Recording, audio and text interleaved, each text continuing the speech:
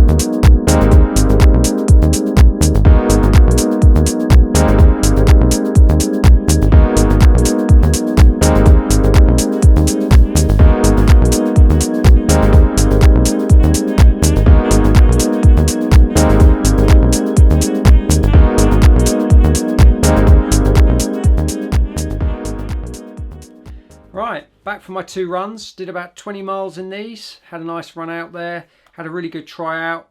And yeah, so I'm going to talk about the build, going to talk about the fit, going to talk about the ride, and give you my personal opinion on them.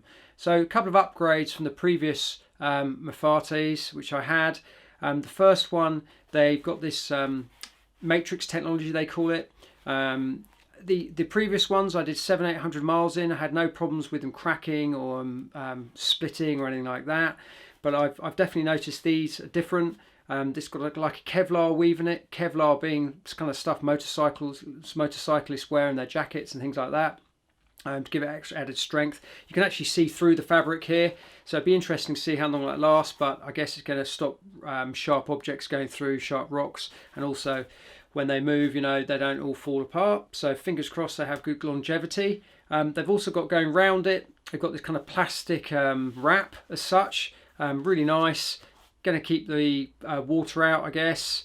But it also gives it a nice design and give it a bit more structure so it don't fall apart. And now the front bit, they've increased the size of the toe box slightly, and they're at this top area here. This is like, I'm not sure about this. It's definitely, it's kind of like a soft fabric, and it's quite stretchy. I like it. I like the idea of it. Whether or not that has a problem if something sticks into it or rips or anything like that, we'll have to see through the test of time. But even so, it gives you a bit more room. Then the other important change is the tongue. Really important. That is basically it's got a plastic cover on the front, and it's also slightly padded. I do find when you do your laces up sometimes too tight, you get rubbing after a while, 6 or 7 hours wearing a pair of shoes. If you don't get your laces the right tightness, then you can get quite a bruised top of the foot, so that might just help it out slightly. But also this tongue is basically sewn down all the way into the sole of the shoe. I can't really show it there, but if you see in there, it's sewn right down. Great idea, because the tongue definitely moves left to right. Even though you do you know, lace them up properly, that moves around and that can become quite uncomfortable. So that's the upper. And yeah, the front as well, should say about that, it's got like a plastic rubber again, which is kind of like integrated into the weave. Really nice again. I think they've done a good job there, and great design. I think you'll agree with that. Really nice design. Then going down to the midsole, this has got EVA foam, ethylene vinyl acetate, got that right now. And that basically runs through. The classic Hoka has a rocker on it, doesn't it? So it moves. The basically drop on that is 4mm. The stack height is 35mm, really high stack on this, giving it loads of cushioning. And then it drops down to 31mm. Again, lots of cushioning there, really, really good. Then you've got the Vibram sole. And again, this is quite an important aspect to this shoe. I think that's why you're paying quite a lot of money for it, because it's all Vibram. There's no, well, apart from this little bit there, the EVA part, this is all Vibram. And the lugs are super, super sturdy. They're 5mm lugs on there. They look great. And they've obviously wrapped the sole all the way to above the toe. And on the back there comes up a little bit as well. But nice. Got plenty of grip.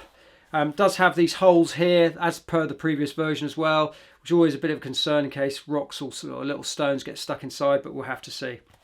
But yeah, really rugged. It's meant to be an agile shoe, really aggressive shoe, but it's also very lightweight as well. The weight on it, I'll put that up now, whatever the weight is, but that's a size 10.5, no, size 10, sorry, I'll talk about the fit in a minute, but that's a size 10. So yeah, that I guess takes me on to the fit. So what's really interesting about this is when I buy a Hoka shoe, my feet, I measured them the other day, are 9.5. So I always buy a size up, always have done.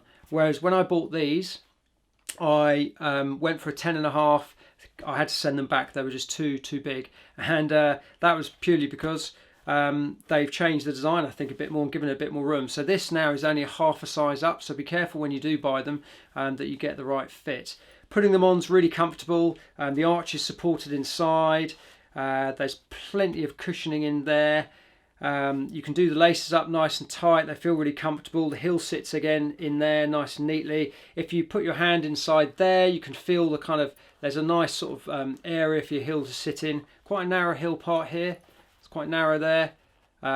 But I'd say that fits really nicely, nice and snug, and the laces do up. One thing I like about laces is, which these do actually, is before you've actually tightened your laces up, as you tighten them up, they stay in that position. Some shoes, trail running shoes I've had, you do them up and they loosen, so just before you get the bow up, and that's quite annoying. But anyway, the fit is great. So, most importantly, what is the ride like? So as I said, took them out on the trails, really, really enjoyed running in them. They're a fast, light shoe, and that's what I'm looking for. I'm out racing ultras, you know, I want something which I'm going to be out there for a long time. They're saving my legs.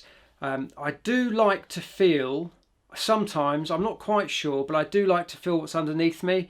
Now what I did with these, unfortunately the trails I'm on, I don't have any hard heavy rocks and stuff like that, but I found a few stones and I stepped on that stone, probably, I don't know, 5 or 6 centimetre stone, and I could just feel it, just very, very slightly, which was good, a good thing.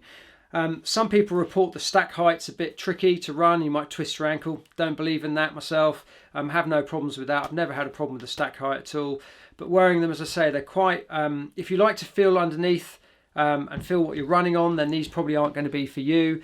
But they're definitely, the cushion in them is excellent. Downhill, you really feel that cushioning when you land your feet. You can trust the support on the lugs as well. You know, you get a nice grip on there.